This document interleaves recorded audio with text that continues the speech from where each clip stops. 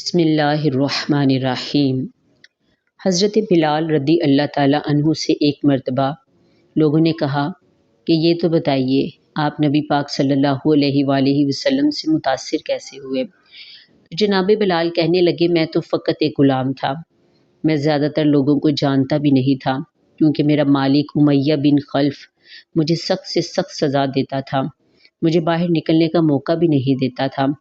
حضرت بلال رضی اللہ تعالیٰ عنہ فرماتے ہیں پھر ایک دن ایسا ہوا کہ مجھے تیز بخار چڑھا ہوا تھا اور ٹھنڈ بہت زیادہ تھی۔ میرے مالک نے کئی کلو جو مجھے پیسنے کے لیے دے دیے۔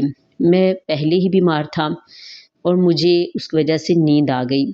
جب میں سویا تو میرا مالک آ گیا۔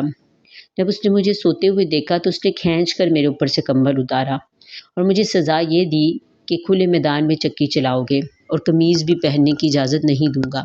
تیز بخار تھا، ٹھنڈ بہت زیادہ شدید تھی، ساتھ ساتھ چکی پیس رہا تھا اور ساتھ ساتھ رو رہا تھا۔ اتنے میں دروازے کے قریب سے رسول پاک صلی اللہ علیہ وآلہ وسلم کا گزر ہوا۔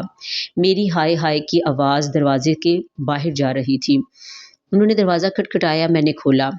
نبی پاک صلی اللہ علیہ وآلہ وسلم نے پوچھا رو کیوں رہے ہو؟ میں نے کہا جاؤ جاؤ اپنا کام کرو، یہاں پر دکھ تو سارے ہی پوچھتے ہیں مگر مداوع کوئی نہیں کرتا۔ میں نے بڑی بدتمیزی سے رسول پاک صلی اللہ علیہ وآلہ وسلم کو جواب دیا۔ تھوڑی ہی دیر کے بعد رسول پاک صلی اللہ علیہ وسلم جانے لگے تو میں نے کہا بس اتنا ہی تھا، جا رہے ہیں؟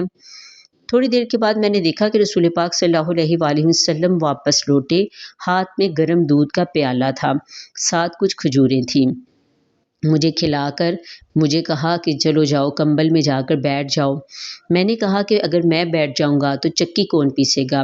رسول اکرم صلی اللہ علیہ وآلہ وسلم نے فرمایا آج تیرے حصے کی چکی میں پیس دوں گا۔ ساری رات پیستے رہے۔ اگلی رات پھر ایسا ہی کیا، چکی پیستے رہے اور میں سویا رہا۔ اگلی رات پھر ایسا ہی کیا۔ تیسرے دن جب رسول پاک جانے لگے نا تو میں نے قدم تھام لیے۔ میں نے کہا حبیبہ ساری دنیا جھوٹ بولتی ہے، جو غلاموں کے بھی حصے کا کام کرے وہ اللہ کا سچا رسول ہی ہوا کرتا ہے۔ سبحان اللہ۔